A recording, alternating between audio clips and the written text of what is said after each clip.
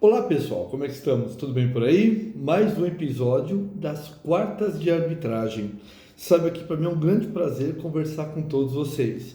Bom, aqueles que não me conhecem, prazer. Meu nome é Glebe Prete, eu falo de São Paulo, mas estou aqui nos estúdios Jus Expert em São Caetano do Sul. Sou pós-doutor em Direito na área de arbitragem e, consequentemente, falando da Jus Expert, jusexpert.com, sem dúvida, hoje a maior e a melhor escola de perícia do Brasil e também será de arbitragem. Logo mais, lançaremos esse curso, eu tenho certeza que você irá adorar, será uma nova fonte de renda para todos. Mas disso eu não tenho a menor dúvida. Minha formação, além de sociólogo, pedagogo, historiador, também sou advogado, fiz direito, e o meu doutorado e pós-doutorado foi exatamente na área de arbitragem. Então temos aqui uma larga e uma forma muito grande de estudo que eu vou passar para vocês. Além do mais, eu sou juiz arbitral desde 2011. Então toda essa experiência que eu tenho com vocês, eu quero passar para cada um de vocês. Então é só acompanhar nossas redes que logo mais todos terão novidade nesse sentido. Bom, como é o episódio número 2, deixa eu ver aqui o monitor.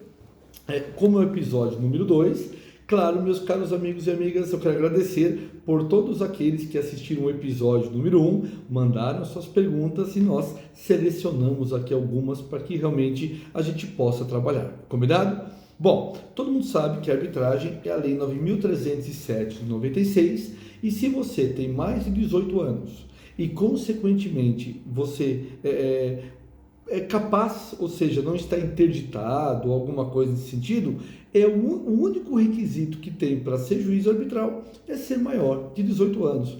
Não precisa de faculdade, não precisa ter feito curso de direito, não precisa fazer cadastro em tribunais, ou seja, é um trabalho que é aberto a todos. Você não precisa tão somente trabalhar para o seu município, você pode trabalhar para o Brasil ou até mesmo fora do país, pessoal. Sim, porque a arbitragem ela está chegando no Brasil, chegou na verdade na década de 20, década de 30 do século passado. Tem algumas histórias também acontecendo no século 18, 19, mas realmente ela só se efetivou a partir do ano de 1996. Ou seja, comparado com outros países como Estados Unidos, França, o Brasil ainda está engatinhando dentro da arbitragem. Ou seja, ainda é um grande trabalho que nós temos de divulgação desta profissão, de divulgação desta atividade que, repito, todos poderão ter, tá bem? Bom, nessa mesma linha de pensamento que eu quero passar aqui para todos vocês, aquelas perguntas e respostas e pedindo para você já se inscrever no nosso canal, curtir esse vídeo, compartilhar esse vídeo e mandar as suas dúvidas abaixo aqui do mesmo. Combinado? Vamos lá. Professor, a arbitragem, ela é presencial ou ela é online? A escolha é tua, meu querido amigo. Ou seja, se você quiser fazê-la presencial, não tem problema nenhum, você poderá fazê-la. Agora, se você quiser fazer de forma virtual, o que eu já estou fazendo desde antes da pandemia, o que a gente consegue ter uma amplitude muito maior de profissão, muito maior de atividade. Porque quando você faz de forma virtual, você atende, gente, praticamente as pessoas onde quer que elas estejam com internet. Então você pode trabalhar de forma presencial ou online. Repito, a escolha é sua. Exemplo, eu tenho pessoas que me procuram que realmente só querem fazer arbitragem presencial. Tudo bem, nós temos um espaço aqui disponível, mas se você não tiver, você pode alugar esses escritórios compartilhados, esses escritórios office que você paga por hora. Quer dizer, você paga entre aspas, né? Quem paga isso para você é o cliente, como eu vou ensinar todos os passos. Professor, segunda pergunta, qual que é a relação do árbitro, do juiz arbitral com as partes, com as testemunhas e com outros árbitros que também podem surgir? Vamos lá. A primeira coisa, gente, o árbitro ele tem que ter uma postura de árbitro, ou seja, uma postura de respeito, uma postura de educação. Quem está lá conflitando não é o árbitro, quem lá está conflitando é o autor ou o réu. Ou seja, são as partes que envolvem naquele processo ou procedimento, requerente ou requerido. Então não é o árbitro. O árbitro, gente, ele tem que ser um ponto de equilíbrio. O árbitro tem que ser aquele que, onde chega, por exemplo, a grande tempestade, o árbitro tem que ser aquela zona de proteção e de conforto. Tendo em vista, meus caros amigos, que o árbitro está lá não para julgar favorável a um ou em detrimento ao outro, mas o árbitro está lá com o objetivo e com o intuito de apenas aplicar a justiça. Então, se você tem um aspecto da justiça dentro de você, a arbitragem, sem dúvida nenhuma, é a ferramenta adequada para você trabalhar, tá bom? Bom, professor, eu marquei uma audiência e a parte não compareceu. O que eu faço, professor? Você, obviamente, se ouve a presença apenas de uma das partes, você ouve aquela parte. Se ela também não compareceu, você considera como as partes não compareceram naquele momento e, consequentemente, você vai proferir a tua sentença arbitral. Fica a teu critério, porque pelo princípio da autonomia da vontade, fica a teu critério, meu querido árbitro ou árbitra, se você quer remarcar uma nova audiência ou não. Talvez as partes não puderam naquele momento, estavam numa condição que não tinham possibilidade de estarem ali, enfim. Mas, de uma forma muito clara, se isso é critério teu. Eu normalmente, se eu não fui avisado com antecedência, se eu não fui avisado, gente, que as partes não compareceriam para aquele ato, é uma falta de respeito. Por exemplo, eu não costumo marcar para você essa aula quarta-feira às 8 horas da noite? Pois bem, isso é um respeito com você.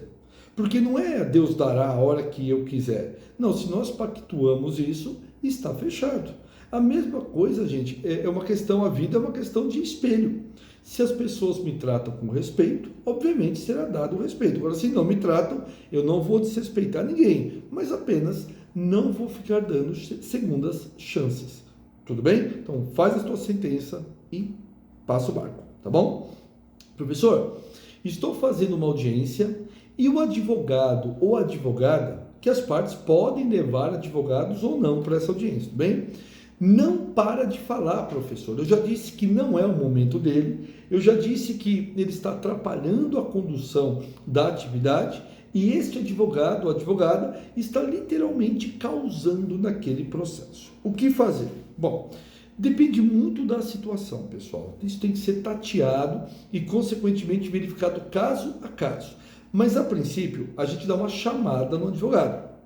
Doutora, por gentileza, no momento que o senhor ou que a senhora for falar, será concedido. Ainda não é o momento, é a outra parte que está falando. Ou se dá um cartãozinho amarelo.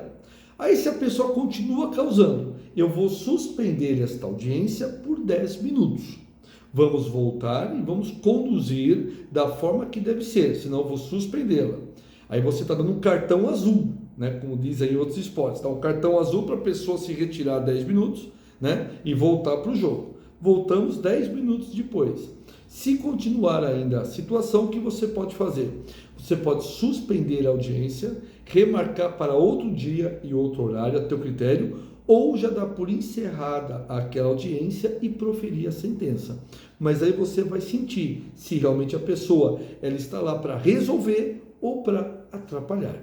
Tudo bem? Mas isso é uma liberdade que você, juiz arbitral, detém. Tá bom? Outra coisa, professor, a testemunha não compareceu no processo, professor. A testemunha, ela nem né? Nem ligou, nem mandou mensagem, nem bulhufas para mim, professor. O que eu faço? Bom, se a testemunha realmente ela é imprescindível para aquela situação, o que você pode fazer? Marcar uma outra audiência, pode ser só para ouvir aquela testemunha ou para ouvir também as partes, ou fica a teu critério também deixar aquela testemunha de lado e proferir a sentença daquilo que você tem em mãos.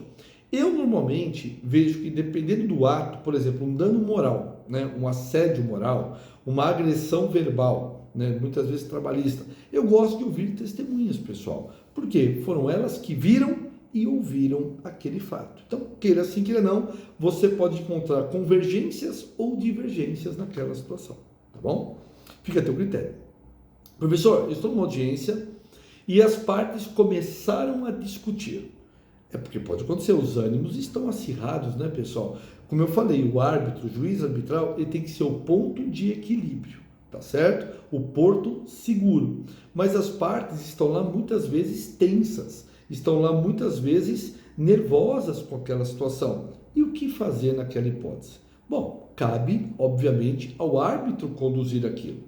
Se as partes começarem a discutir, começarem a brigar, começarem realmente a levantar o tom, você pode suspender aquela audiência por 10, 15 minutos, para que a coisa realmente se apazigue, ou verificando que não há condição, que o conflito realmente está muito áspero, encerra a audiência e profere a tua sentença. Tá bom?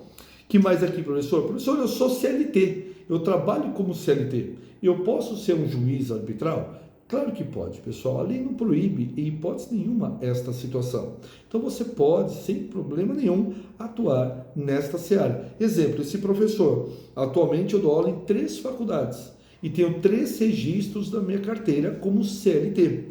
Posso ser juiz arbitral? Pode, gente. Não há impedimento nenhum nesta situação. Tá bem? O que mais aqui?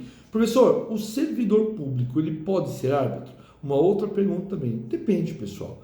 Via de regra, não há impedimento nenhum o servidor público ser árbitro, a não ser que o estatuto dele, que é a regra da profissão dele, vede ou proíba.